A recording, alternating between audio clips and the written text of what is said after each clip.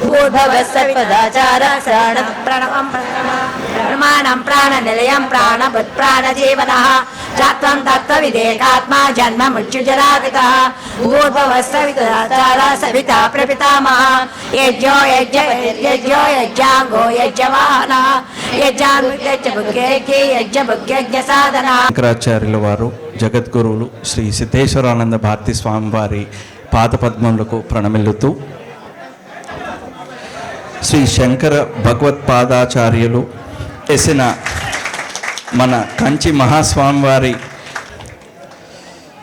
ముందుగా జగద్గురువులకు గురువందనం సమర్పణతో ఈ కార్యక్రమం ప్రారంభిద్దాం. శ్రీ శక్తిపీఠాధీశ్వరి మంత్రమహేశ్వరి మాతృస్వరూపిణి మా అమ్మ మాతాజీ రమ్యానంద భారతీ స్వామివారు మన కుర్తాల మహాస్వామివారి ఆశీస్సులతో మంత్రసిద్ధి దేవి సాక్షాత్కారము పొందారు. నారీ ఏవ నారాయణి అన్న స్లోగన్తో మన మహాస్వామివారు స్థాపించిన శ్రీ శక్తిపీఠము ద్వారా వేలాది మంది మహిళలకు ధార్మిక జాగృతి కలిగిస్తున్నారు. 8,000 మంది మహిళలకి పైగా సువాసిని పూజ జరిపించి వరల్డ్ రికార్డ్ స్థాపించారు. తమ ఉపన్యాసాల ద్వారా గ్రంథముల ద్వారా గురుతత్వము దేవి మహాత్మ్యములు ప్రజలకు అందిస్తున్నారు. వారు రచించిన గురుదేవో భవ అన్న గ్రంథము ఎంతో ప్రచురానికి పొందింది. ప్రస్తుతం 5వ ప్రచురిత జరుగుతున్నది. జగద్గురువుల వారి కరకమరముల మీదుగా ఈ గ్రంథ ఆవిష్కరణ అనుగ్రహించవలసిందిగా కోరుతున్నాము.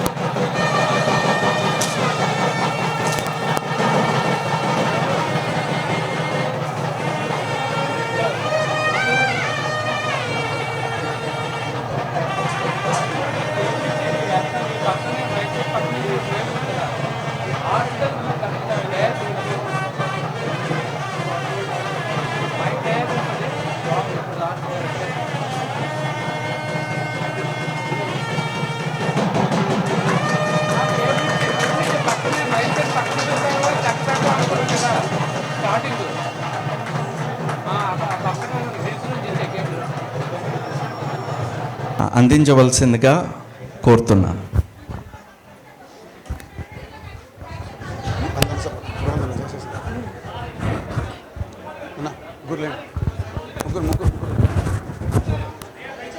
ఓం త్రిధాహితం పణిభిర్గుహ్యవానంగవిదేవాసో ఘృతపన్వవిందన్ ఇంద్రయే గగం సూర్యయే గంగజానవేనాదేకద్వస్వధయ చక్షుః यो देवानां प्रथमं पुरस्ताद् विश्वाधियो रुद्रो महर्षिः हिरण्यगर्भं ते ब्रह्मलोके तु परान्तकाले परामृतात् परिमुच्यन्ति सर्वे दक्ष्णं विपापं परमेष्मभूतं यत्पुण्डरीकं पुरमध्यसर्गस्थम् तत्रापि रक्तं गगनं विशोकस्तस्मिन् जदन्तस्तदुपासितव्यम् यो वेदादौ स्वरः प्रोक्तो वेदान्ते च प्रतिष्ठितः तस्य प्रकृतिलीनस्य यः परः स महेश्वरः. పాదపద్మములకు ప్రణమిలతో శ్రీ శంకర భగవత్పాదాచార్య పరంపరాగత మూలాంనాయ శ్రీ సర్వజ్ఞ పీఠం శ్రీ కంచి కామకోటి పీఠాధీశ్వరులు జగద్గురు శ్రీ శంకరాచార్య శ్రీ శ్రీ శ్రీ శంకర విజయేంద్ర సరస్వతి మహాస్వామి వారికి అంజలి ఘటిస్తూ ఆరక్తజిహ్వాం వికటోక్రదంష్ట్రాం శూన్యాంబరాం సుందరభీషణాం గీం కరత్రిశూలాం గళముండమాలాం కాళీం కరాళీం సతతం భజామి. శ్రీశక్తిపీఠ మూలదేవత అనంత శక్తి స్వరూపిణి మహాకాలస్వరూపిణి అయినటువంటి కాళీదేవి పాదపద్మములకు ప్రణమిలుతూ ఇవాళ ఉదయం నుంచి కూడా ఇక్కడ సంబరాలు అంబరానికి ఎత్తి అనేటువంటి మాట చెప్పుకోవచ్చు మనం. భారతిగా కుంభావ భారతిగా సిద్ధేశ్వరానంద భారతీ స్వామివారిగా, మరొకటి కుంభావ సరస్వతిగా శ్రీ శ్రీ శంకర విజయేంద్ర సరస్వతి స్వామివారిగా 2 రూపాల్లో దర్శనం ఇచ్చింది. ఇది అపూర్వం. ఇంతకుముందు ఈ దర్శనం ఎప్పుడూ కాలేదు. ఈ రోజు జరుగుతున్నదంటే మేము కూడా అక్కడికి వచ్చాం. అందుకే కాబోలు ఇంతమంది నిండిపోయారు. ఎవరిలో ఎక్కడెక్కడ ఏ దేవతలు ఉన్నారో చూడండి. మరి అయితే దేవతల మీద గురువు కాదు చూపించవలసింది, గురు పాదముల మీద. ఎందుకంటే వాళ్ళు కూడా జగద్గురువులను దర్శించుకోవడానికి వచ్చారు. మరి ఇవాళ జగద్గురువులకు అర్చన జరుగుతూ ఉన్నది. మరి సరస్వతి స్వరూపం అంటే సర్వ మాతృకా రూపం. సరస్వతీదేవికి ఎలా పూజించాలి అంటే నాకు ఇవాళ ఒక అదృష్టం దొరికింది. ఏమిటి అంటే ఆ మాతృకా స్వరూపిణి అనేటువంటి దేవతకి అక్షర పుష్పం ద్వారా అక్షరార్చన చేసుకునేటువంటి మొదటి అవకాశం నాకు ఇవాళ లభించటం అనేది చాలా సంతోషంగా, గురువుల దేవత కరుణగా నేను భావిస్తూ ఉన్నాను. అటువంటి సందర్భంలో ఇటువంటి ఒక సందర్భం, అపూర్వమైనటువంటి కొన్ని క్షణాలు, మనసులో శాశ్వతంగా నిలిచిపోయేటువంటి ఘట్టాలు ఇవాళ ఇక్కడ మనం దర్శించుకుంటూ ఉన్నాం. గురుదేవో భవ అనేటువంటి గ్రంథం. గురువే బ్రహ్మ, గురువే విష్ణువు, గురువే మహేశ్వరుడు, గురువే సకల దేవతా స్వరూపం. అందుకనే కలియుగంలో అధర్మాన్ని తొలగించటం కోసం పరమేశ్వరుడైనటువంటి శివుడు ఆయన అసలు రూపంతో కాకుండా ఆదిశంకర భగవత్పాదాచార్యుల వారిగా అవతరించారు. శంకర సాక్షాత్ అన్నట్లుగా ఇవాటికి కూడా మన సనాతన ధర్మం, భారతీయ వ్యవస్థ ఇంత అద్భుతంగా ఉన్నది, ప్రపంచవ్యాప్తం అవుతున్నది అంటే దానికి 2 సంప్రదాయాలు కారణం. మొదటిది గురు శిష్య సంపద, మనకున్నటువంటి సంప్రదాయం. రెండవది కుటుంబ వ్యవస్థ. ఈ 2 కూడా మన భారతీయ సంస్కృతిని ప్రపంచవ్యాప్తం చేస్తూ ఉన్నాయి. అటువంటి గురు పరంపరను కలియుగంలో పునరుద్ధరించినటువంటి ఆదిశంకర భగవత్పాదాచార్యుల వారు ఇచ్చినటువంటి ఈ గురు శిష్య పరంపర సంప్రదాయంలో కలియుగంలో ఉన్నటువంటి వ్యక్తులు, భక్తులు, మనుషులు అందరూ కూడా అధర్మం పాలు కాకుండా, ఎంతటి కష్టం వచ్చినా, ఎంతటి ఇబ్బంది వచ్చినా అధర్మం వైపు అడుగులు వేయకుండా మనల్ని రక్షిస్తూ ఉన్నది. అటువంటి శివుడికి ఉన్నటువంటి రూపాలలో కాలభైరవ రూపం చాలా ప్రధానమైనటువంటిది. మన ఉత్తాడం స్వామివారిని అయితే అందరూ నడిచే కాలభైరవులు అని చెప్పి అంటారు. అందుకు కారణాలు అనేకం ఉన్నప్పటికీ కూడాను ఒకటి స్మరిస్తాను. ఎందుకంటే గురువుకు సంబంధించినటువంటి ఒక అంశాన్ని స్మరించినా చాలు, గురువు అనేటువంటి 2 అక్షరాలు స్మరించినా చాలు, 3 కోటి దేవతలని ఒకే సమయంలో స్మరించినటువంటి ఫలితం వస్తుంది. స్వామివారు మానస సరోవర యాత్రకు ఒకసారి వెళ్ళటం జరిగింది. స్వామివారితో పాటు వందలాది మంది భక్తులు వెళ్ళారు. అక్కడ కైలాస పర్వత ప్రాంతం, శివుడు నివసించేటువంటి ప్రాంతం. అక్కడ భైరవుడు అమర భైరవుడుగా ఉంటాడని చెప్పి ప్రతీతి.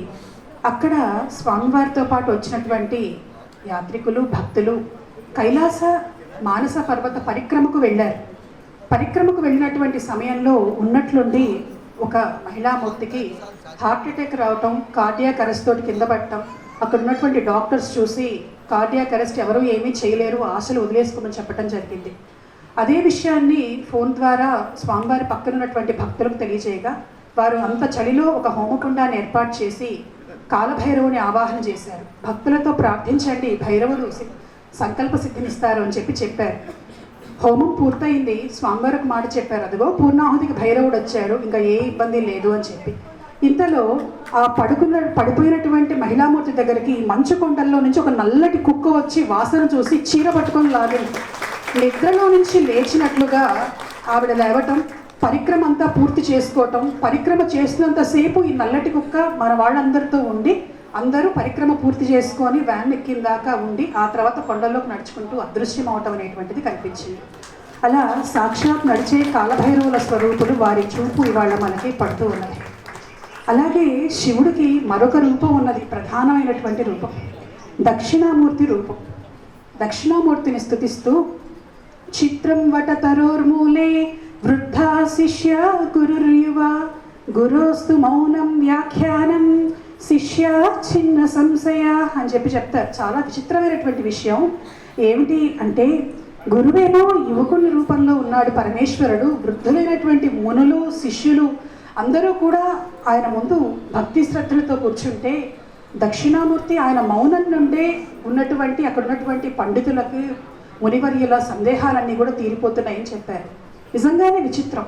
మరి అటువంటి విచిత్రమైనటువంటి సంగతి మన కళ్ళ ముందు జరగటం కోసం పరమేశ్వరుడు ఇచ్చినటువంటి మరొక రూపం ఏమిటి అంటే శ్రీ శంకర విజయేంద్ర స్వామి గారు.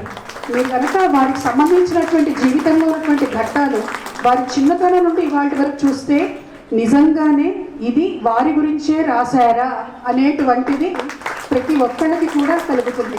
అటువంటి భైరవ స్వరూపం, దక్షిణామూర్తి స్వరూపం శంకర సంప్రదాయాన్ని ప్రతి భారతీయుడి మనస్సులో సుస్థిరం చేసేటువంటి అద్భుతమైనటువంటి వారి అనుగ్రహ భాషలతోటి వారు చేసినటువంటి విజయ యాత్రలతోటి ఇవాళ నిజంగా చెప్పాలంటే మన వచ్చినటువంటి కరోనా వేవ్ని మనం తట్టుకోగలగటం కానీ ఇవాళ మరీ మనం ఇంత పుంజుకోగలిగాము అన్ని రకాలుగా అంటే ఇటువంటి మహనీయుల ఆశీర్వాదం వారు మనతో ఉండటమే మనకు కారణము అని అనిపిస్తుంది.